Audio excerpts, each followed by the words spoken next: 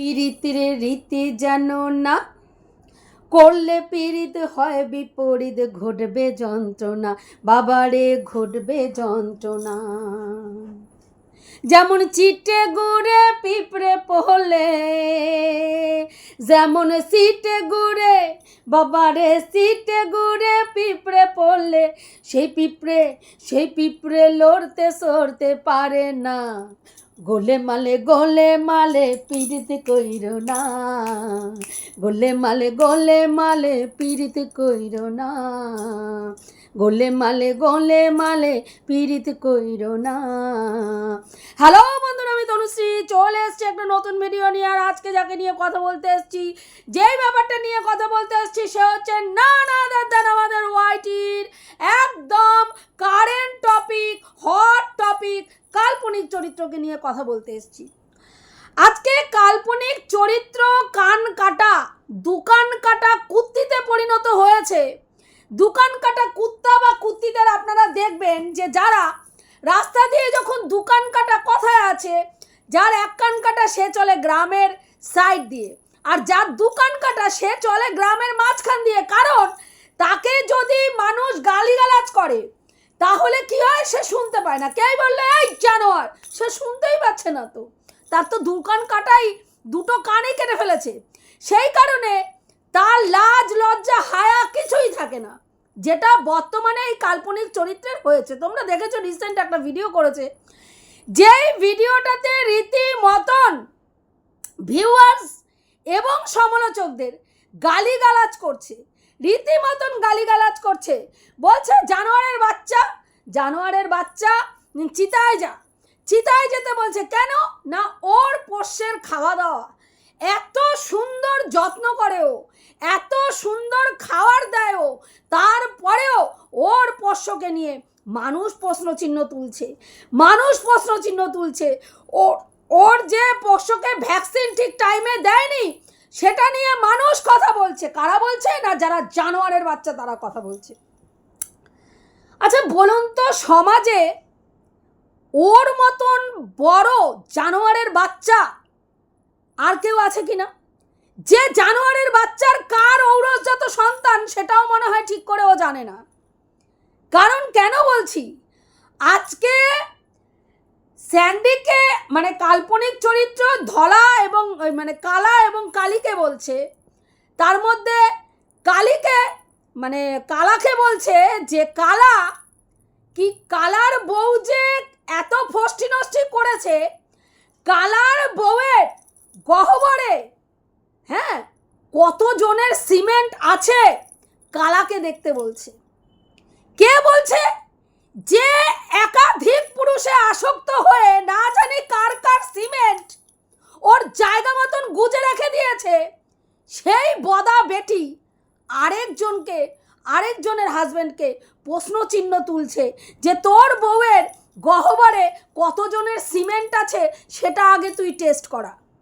তাহলে বুঝতে পারছেন যে সেই নরকের কীট বাড়ির মধ্যে, সমাজের থেকে, সমাজ বহির্ভূত কাজ, ডোমেস্টিক এলাকায় থেকে, মানে কি বলবো, সেখানে ডোমেস্টিক এলাকার মধ্যে থেকে ও রেড লাইট এরিয়ার কাজকর্ম ঘরের মধ্যে বসে একেবারে পশার সাজিয়ে বসে ডেসপারেটলি শ্বশুর শাশুড়ি স্বামী ভাগনা ভাগ্নি ননদ নন্দাই সবার সামনে বসে ডেসপারেটলি এরকম তুড়ি বাজিয়ে করে যাচ্ছে। আর সেখানে না ননদের কিছু বলার আছে, না ভাগনার কিছু বলার আছে, না মামার কিছু বলার আছে, না স্বামীর কিছু বলার আছে, না শ্বশুর শাশুড়ির কিছু বলার আছে। যেটা নিয়ে বহু ভিউয়ার্সদের মনে প্রশ্নচিহ্ন উঠেছে যে শ্বশুর শাশুড়ি এত কিছুর পরেও কেন চুপ, কেন শ্বশুর শাশুড়ি মুখ খুলছে না, কেন আজকে স্বামী কি এমন পরিস্থিতির শিকার হয়েছেন যে এত কিছুর পরেও ওই নির্লজ্জ পাঠাটা এখনো দাঁত কেলাতে কি করে ক্যামেরার সামনে আসছে, যেই দাঁত কেলানো নচ্ছারকে দাঁতগুলো একদম ফুটিয়ে ভেঙে একদম জায়গা মতন গুজে দেওয়া উচিত, সেই বলদা পাঠা কি করে এত কিছুর পরেও এখনো দাঁত কেলাতে ভিডিওর সামনে আসছে? কারণ ভাই এরা প্রত্যেককেই নির্লজ্জ, প্রত্যেকেই কানকাটা কুত্তা আর কুত্তি। যেই কানকাটা কুত্তা, ভাই কুত্তা কুত্তির লজ্জা থাকে, কুত্তা কুত্তির লজ্জা থাকে, কিন্তু জানোয়ারদের ফিলিংস থাকে না।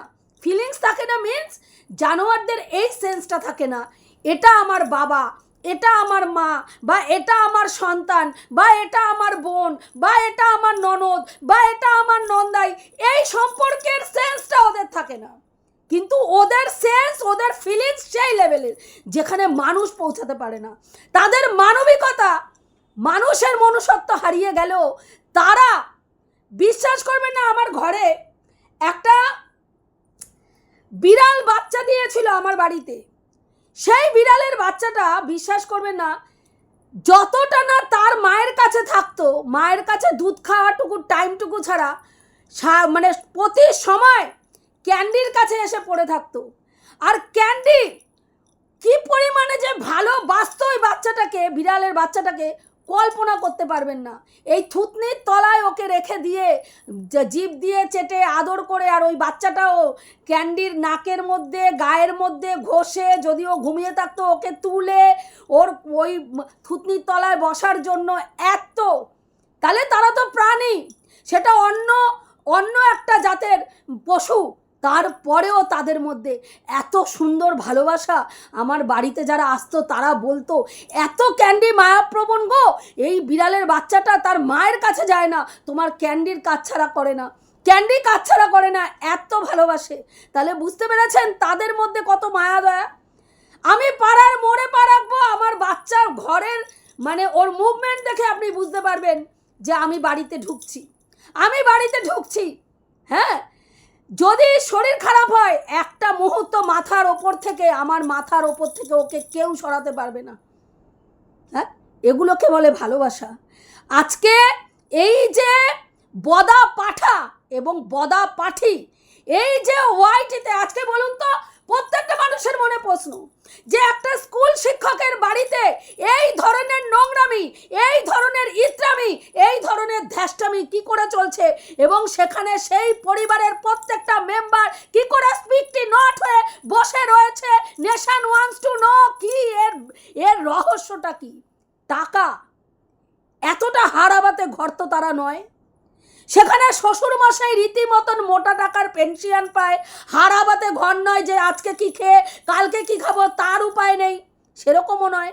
তাহলে আজকে সেই শ্বশুর শাশুড়ি কেন এই রকম নোংরামি ধ্যাষ্টামিকে তারা প্রশ্রয় দিচ্ছেন, মেনে নিচ্ছেন? আজকে যদি একটা স্কুল শিক্ষকের বাড়ি থেকে এই ধরনের নোংরামি সমাজ মাধ্যমে ছড়ায়, তাহলে সমাজকে তিনি শিক্ষক হিসাবে কি শিক্ষা দিচ্ছেন?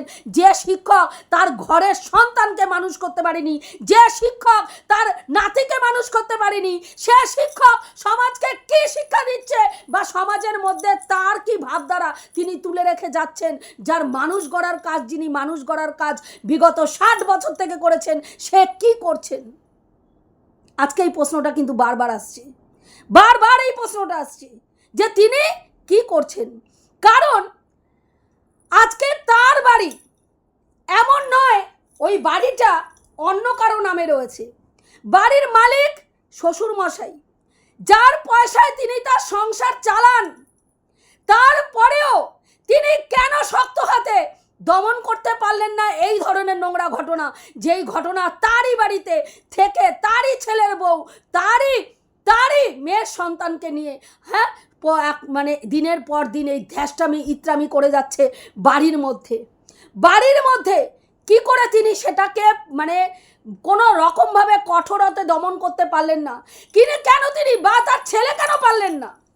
ছেলে নয়, পয়সার জীব এতটা লালায়িত, এতটা লোভী যে আজকে পয়সার জন্য সে তার স্ত্রীকে অন্যের সঙ্গেও শেয়ার করতে রাজি। কোনো অসুবিধা নেই, কারণ এই পাঠাটার বেসিক্যালি মেরুদণ্ড বলে কোনো বস্তু নেই। এই পাঠার কোনো যাওয়ার জায়গা নেই, এই পাঠার কোনো কিছু করার জায়গা নেই। এই পাঠার না তো তেজপাতায় দম আছে, না অন্য রোজগারে দম আছে। তাহলে পুরুষ মানুষের মেন দুটো জিনিস, সেই দুটো জিনিসই আর ভঙ্গুর, না তেজপাতায় জোর, না মেরুদণ্ডের সিদ্ধারায় জোর। তাহলে সেই ক্ষেত্রে সে কি করবে? সে কি করছে? সে বউয়ের তলা চেটে সাফ করছে, পা চেটে সাফ করছে। ভাই তুই যা করবি, তুই যেখানে যেখানে চাটতে বলবি আমি চেটে দেবো, নো প্রবলেম। শুধু একটাই তোকে করতে হবে, তুই আমার ভরণ পোষণ আর মাঝে মাঝে আমার একটুখানি মানে বাদবাকি যেগুলো আমার আছে আর কি সেইগুলো তুই করবি। তোর দৌলতে আমি এসির হাওয়া খাচ্ছি, তোর দৌলতে আমি খাসির মাংস, মুরগির মাংস, ওর নাম কি বলে, কই মাছ, তারপরে হচ্ছে বোয়াল মাছ, চিংড়ি মাছ, এইগুলো ঢিপাচ্ছি। তুই যদি না থাকিস আমার তো এগুলো ঢিপানো বন্ধ হয়ে যাবে। তারপরে যেইটুকু ফুটার স্বাদ পাচ্ছি সেই ফুটার স্বাদটাও থাকবে না। তাহলে আমার কি করতে হবে? তাহলে ভাই তুই যা করছিস কর, না হলে এরকম হয়। এত কিছু ঘটনার পরে আমরা প্রত্যেকে জানি এই বলদা পাঠা পুরো দমে সমস্ত ভিডিও দেখে, ইভেন শুধু স্ত্রীর নয়, প্রত্যেকটা সমালোচক যারা এই কাল্পনিক চরিত্র নিয়ে ভিডিও করে প্রত্যেকের ভিডিও তারা দেখে এবং সেই ভিডিওতে কে কি বলছে সেটা পুরো দমে টেলিকাস্ট করে তার মানে ওই বলদা পাঠির কাছে, এই মানে কি বলবো বদা পাঠির কাছে, বদা বেটির কাছে পুরো সেটা করে, টেলিকাস্ট করে কে কি বলল। সেইখানে দাঁড়িয়ে বলদা পাঠা কিছুই জানে না, তারপরেও ভাবতে পারেন একটা স্কুল শিক্ষকের সন্তান কতটা নির্লজ্জ, কতটা নিকৃষ্ট, কতটা বেহায়া হলে আজকে সোশ্যাল মাধ্যমে তারপরে আসে দাঁত কালাতে আজকে ভিডিওতে নিজের মুখ দেখায়, নিজের থোবড়া দেখায়, মানে দুখানা ভিডিও ব্লগ চ্যানেলে, দুখানা ভিডিও আসলো, কাল্পনিক চরিত্রের ব্লগ চ্যানেলে দুখানা ভিডিও আসলো। সেই দুখানা ভিডিওর মধ্যে একটা ভিডিওতে কি দেখলাম আমরা, সেকেন্ড কচ্ছি বরকে নিয়ে কোথায় যাওয়া হলো, মেলা ঘোরা হলো, কচি বরকে নিয়ে মেলা ঘোরা হলো। হ্যাঁ, আর সেকেন্ড ভিডিওতে কি দেখলাম, ওই বলদা পাঠারে নিয়ে কোনো একটা জায়গায় মালপত্র আনার জন্য যাওয়া হলো। তাহলে বুঝতে পারছেন, যেটা বলার, যেটা বোঝানোর ভিডিওর মাধ্যমে দাঁত কালাতে বলদা পাঠা, বদা বেটি এবং তার সঙ্গে ওই ঘোড়া, ওই গাধা, মানে কি বলবো, গলায় দড়ি পরা যে গাধাটা আছে, পাট্টা পরানো গাধা, সেই গাধা দাঁত কালাতে আইসা মানুষরে বোঝাচ্ছে ভাই আমরা আমাদের জায়গায় ঠিক আছি, আমরা একই হাড়িতে দুজনে মুখ মারবো, ভাগনা এবং মামাও মুখ মারবে। সকালে যদি ভাগনা মুখ মারে রাত্রে মামা মারবে, রাত্রে যদি মামা মারে দুপুরে ভাগনা মারবে।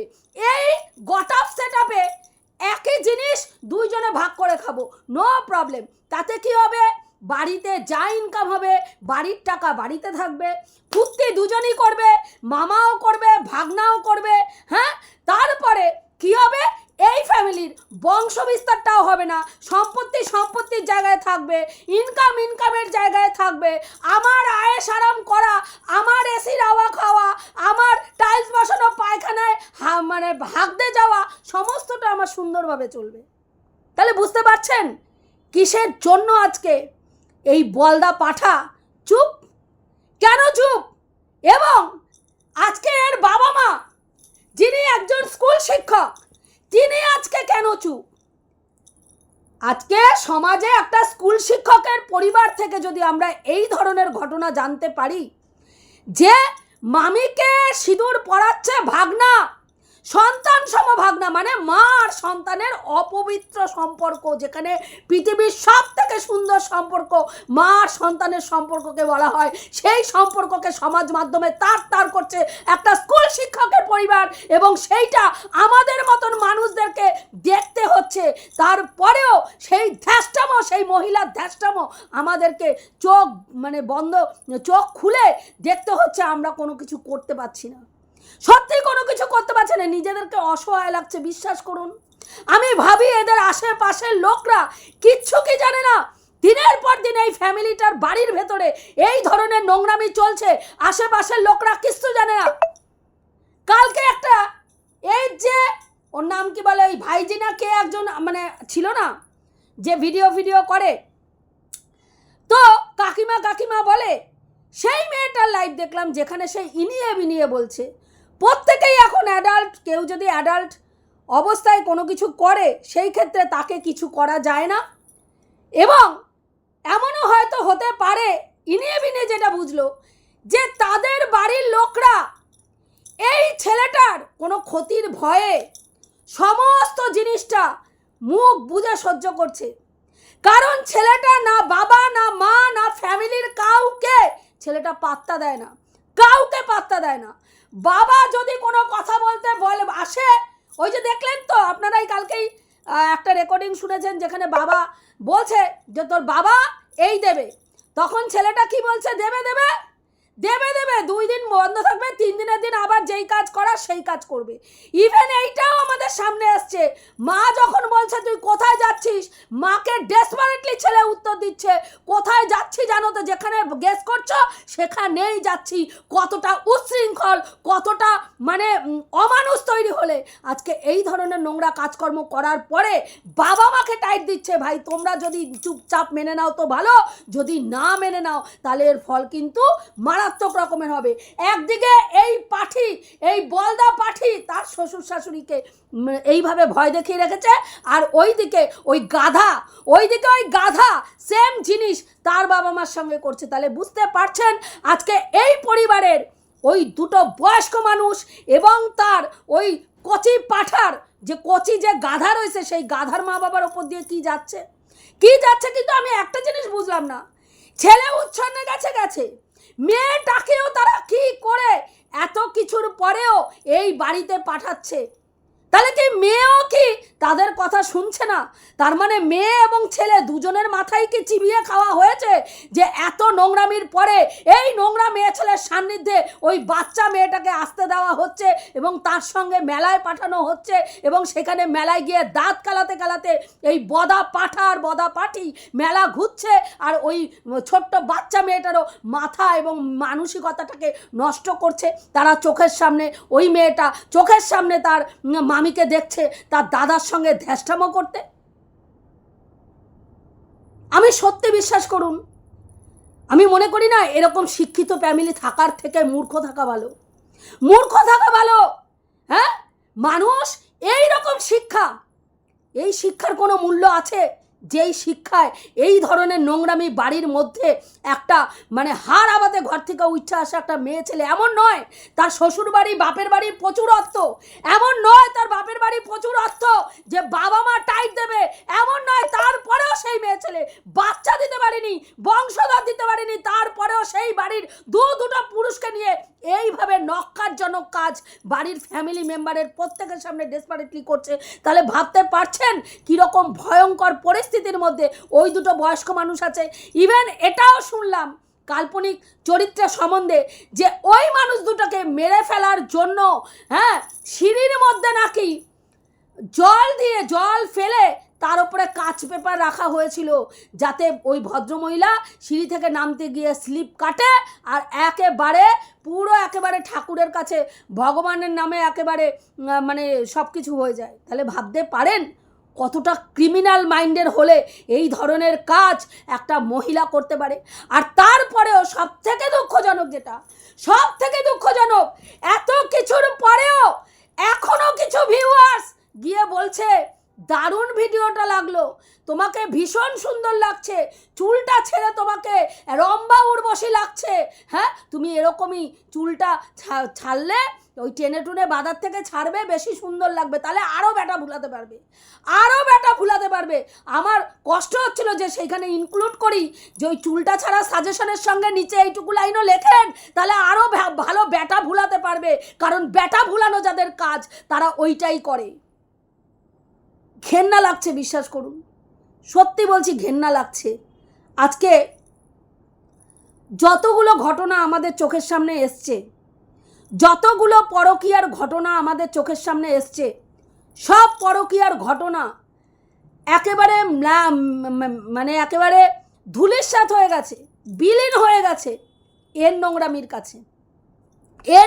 কাছে। অথচ দিনের পর দিন একটা অপাহিজ ছেলে ছিল বলে তার বউকে দিনের পর দিন ভাই ছাদে লাল জলের বোতল দেখেছে, আরে এদের বাড়িতে মুদ্রা হয়, সন্ধ্যার পরে মুদ্রা নেতাগিরিরা চলে, সব নেতা প্রধারা আসে আর চামড়ার ব্যবসা হয়, আর তাদের সঙ্গে নেতা প্রধাদের সঙ্গে চামড়ার বিজনেস করে বাড়িঘর করেছে। এই ধরনের অ্যালিগেশন একটা পরিবারের। শুধুমাত্র মেয়েটার দোষ কী ছিল? তার স্বামী অপাহিজ, তাই সেই মেয়েটার চরিত্রকে তার করে ওয়াইটির মাঝখানে উলঙ্গ করে বিক্রি করা হয়েছে। তার চরিত্র খারাপ, তার সন্তান অবৈধ, তার ওই সন্তানটার জন্ম তার স্বামীর ঔরসে হয়নি, তার ভাসুরের ঔরসে হয়েছে।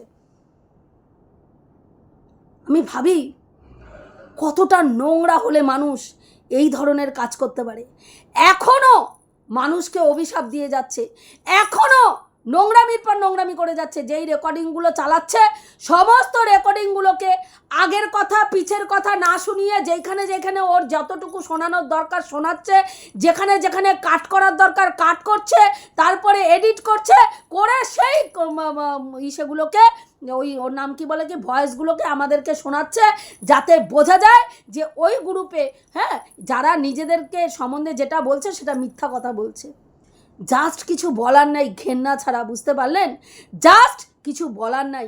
এই ধরনের নরকের কিটকে মানুষ যদি ইমিডিয়েট ভিউজ দেওয়া বন্ধ করে বয়কট না করে, সমাজের জন্য আরও ক্ষতিকারক পরিস্থিতি এই পরিবারটা তৈরি করবে। বিগত দিনে দেখবেন বিগত দিনে।